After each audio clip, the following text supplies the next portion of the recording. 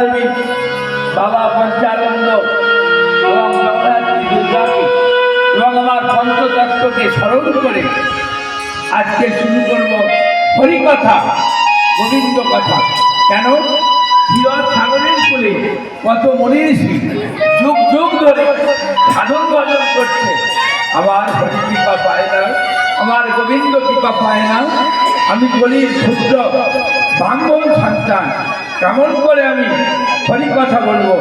আমার গুরুদেব শ্রী প্রেমদাস চক্রবর্তী প্রথম গুরু, আর আমার দ্বিতীয় গুরু, যার কাছে আমার বহুদিন ধরে শিক্ষা, শ্রী চণ্ডীদাস চ্যাটার্জির কৃপা বলে।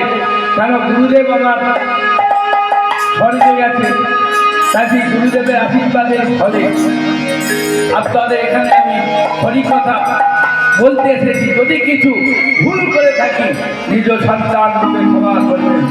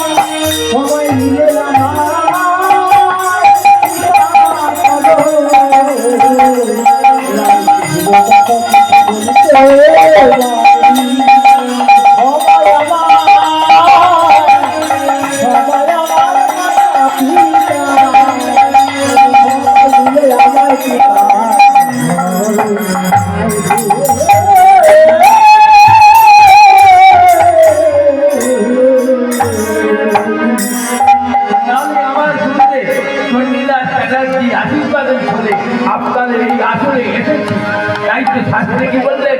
বললেন গুরু মোর ভজনা, গুরু মোর সাধনা, গুরুকে জানাই প্রণাম।